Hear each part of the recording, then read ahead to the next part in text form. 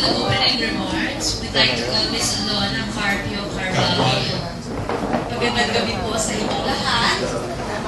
Batchmates and teachers, especially Ms. Bata, and our former high school principal, Ms. Navarro. Palakpakan po natin sila.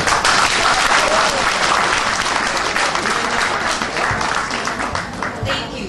It's been 27 years, how time flies, and here we are gathered again in one room, talking and laughing, trying to recall our memories during high school.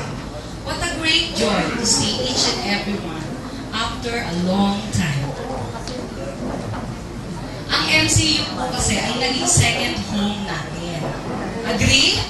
Yes! Kasi dito natin natagpuan yung parang naging kapamilya natin, sisters and brothers, mga naging kapuso natin. Extension, sabi nga, na ating family, because here we got our barkadas, na kahit mga teachers, naging barkadas din natin. Pero na yung gabi, pantay-pantay tayo. Sabi nga, lahat tayo, bida. Isipin natin, high school pa din tayo. But with sophistication. Diba?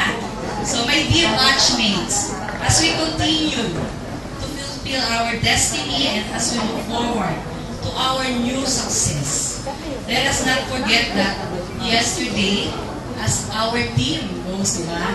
We dream, today we reunite, and tomorrow we will act for a cause. Maraming salamat sa lahat po na nandito ngayong gabi, sa pagdalo with over, expected po namin is 100 attendees.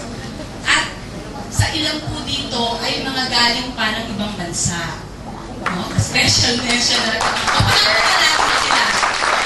Nandiyan si Joey, si Sincha, diba? Si Miss Chrissy, si Pen, si Miss Olympia. May nakalimutan. Si Miss Tess. Nandito na ba siya? Parang hindi ko na siya nakalimutan. Alam niyo po, thank you is not enough. No?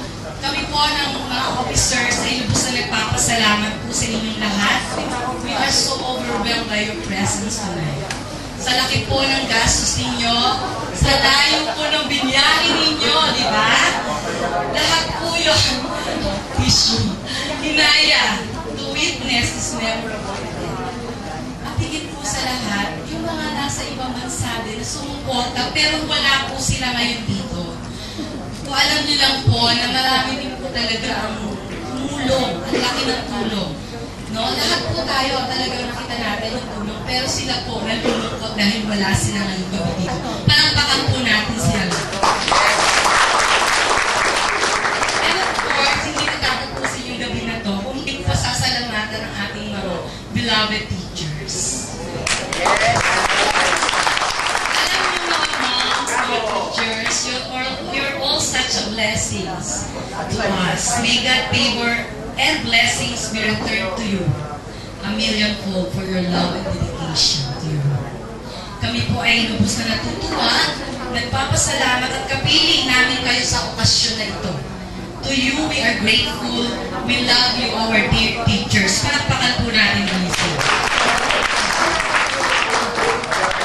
And of course, sa ating very supportive na mga officers and committees, and some batchmates na hindi po talaga hinayang magbigay ng oras nila kada may meeting tayo. Alam niyo ba na hindi lang po mga officers and committees na nagmi-meeting? Yung iba nating batchmates, no? Special mention na. Ewan po, baka huwag na lang. Alam niyo na kung sino kayo. Baka meron naman hindi mabanggit. Palakpakan po natin sila.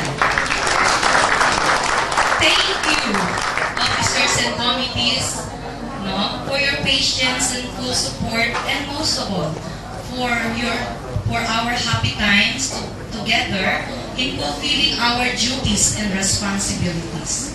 Your great cooperation and collaboration made it all happen. Thank you for your kind and gracious support. Palakpakan po natin mga officers and committees. At siyempre, no, special mention, eto na talaga, babanggitin ko na, si Dr. Ivan. Palakpakan natin. Doc Ivan, we cannot forget you. Batch 82 will never forget you. You made it all easy. Siya po talaga, you, Doc Ivan, listen. Not taking the credits of it, but silently looking and directing us gently. At kahit may pagsubok, from day one to present, you embrace them all with your loving kindness. Thank you for always being around. With God's grace and blessing, welcome Batch 82. Congratulations to us. Nakita-kita tayo. Happy 27th year. MCU Batch 82.